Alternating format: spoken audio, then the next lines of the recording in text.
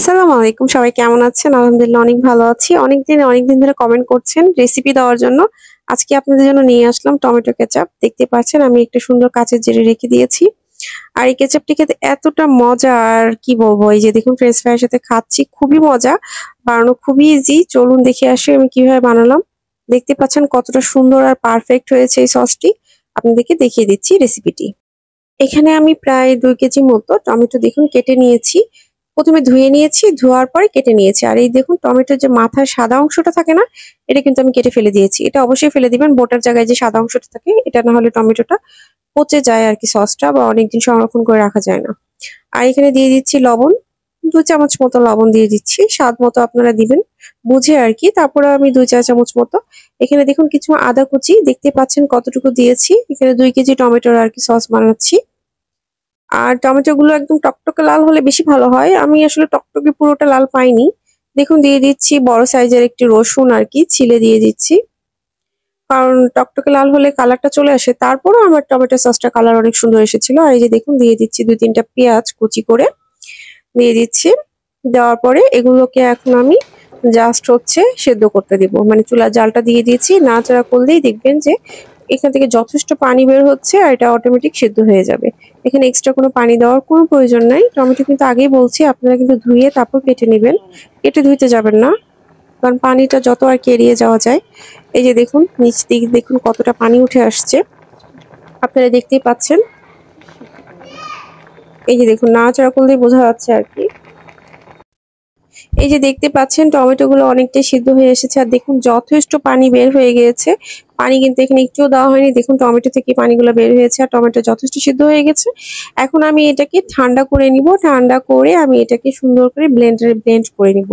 সেদ্ধ যেহেতু হয়ে গিয়েছে, আর এই যে দেখতে পাচ্ছেন আমি এটাকে ব্লেন্ডারে ব্লেন্ড করে নিয়েছি। আপনারা যাতে ব্লেন্ডার নাই বাটাও বেটে নিতে পারেন, তবে ব্লেন্ডারে ব্লেন্ড করলেই ভালো হবে। কিন্তু তার মধ্যেও এর মধ্যে কিন্তু বিচি, তারপর টমেটোর যে চোচা সিল্কা গুলো, এগুলো কিন্তু থেকে যায়, যার জন্য আমি এটাকে চেলে নিব। আপনারা অবশ্যই এটা করবেন, চেলে না নিলে কিন্তু পারফেক্ট একটা সফট মানে সসটা হবে না। আর এই যে দেখুন আমি একটা চালনি নিয়েছি, চালনির মধ্যে আমি সসটাকে দিয়ে এই যে এইভাবে জাস্ট চামচতে ঘুরিয়ে ঘুরিয়ে নিচের দিকে আর সুন্দর একটা ফ্রেশ আর কি পিউরি নিচ্ছি। আর দেখুন উপর দিকে দেখুন কতটা বিচি, তারপর এই যে চোচা, এগুলো থেকে যাচ্ছে। এগুলোকে জাস্ট আমি নিয়ে ফেলে দিব, এই যে দেখতে পাচ্ছেন এগুলো এখন ফেলে দিব। তারপর দেখুন একটি কড়াই নিয়ে নিয়েছি, কড়াইয়ের মধ্যে এই যে সফট যে পিউরিটা যেটা বের হলো টমেটো, সেটাকে আমি ঢেলে নিয়েছি। এখন এর মধ্যে দিয়ে দিচ্ছি 1 চা চামচ মতো বেকিং সোডা। বেকিং সোডাটা অবশ্যই আপনারা দিবেন। তারপর দিয়ে দিচ্ছি 1 টেবিল চামচ মতো ভিনেগার, হোয়াইট ভিনেগারটা আমি এখানে দিয়ে দিয়েছি। আর এখানে দিয়ে দিচ্ছি চিনি। চিনিটা আমি এখানে 2 কাপ মতো দিয়েছি, যেহেতু 2 কেজি টমেটো। আপনারা স্বাদ মতো বাড়িয়ে বা কমিয়ে নিতে পারেন। মিষ্টি বেশি খেলে মিষ্টি দিবেন, কম খেলে কম দিবেন। তারপরে দেখুন এর মধ্যে এখন আমি দিয়ে দিব 2 চা চামচ মতো আর কি লাল মরিচের গুঁড়া। মরিচটাও আপনার স্বাদ মতো, যে যেরকম ঝাল খান সেরকম খাবেন। আমার সসটা আর কি টক মিষ্টি ঝাল এরকম হয়েছিল। আর লাল মরিচের গুঁড়াটা টকটকে লাল নিবেন, তাহলে দেখবেন কালারটা আরো সুন্দর আসে। আর প্রথম দিকে দেখুন একটু ফ্যাকাশে, অতটা মনে হচ্ছে যে কালার আসবে না, কিন্তু এটা আসলে আমার কাছে তাই মনে হচ্ছিল, কিন্তু না, পরে মাশাআল্লাহ অনেক সুন্দর একটি কালার চলে আসে। আমি চেষ্টা করবেন টমেটো গুলো টকটকে লাল নেওয়ার জন্য, কিন্তু আমিও চেষ্টা করেছিলাম, বাট সবগুলো আসলে পাইনি। তারপরেও ডোন্ট ওয়ারি, কোনো কালার ঠিক মতোই চলে আসে। আর এই যে দেখুন 1 চা চামচ মতো দিয়ে দিলাম বিট লবণ। বিট লবণ দিলে চটপটা একটা স্বাদ আসবে, আর অনেক টেস্টটা অনেকটাই বেড়ে যাবে।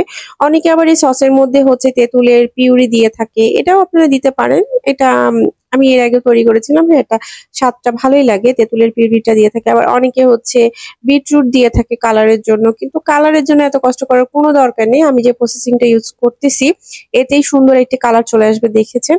আর এটা দেখুন চুলাটা কিন্তু জ্বালানো আছে, এখন শুধু কাজ এটাকে নেড়ে চেড়ে জাস্ট সুন্দর একটা থিকনেসে নিয়ে আসা।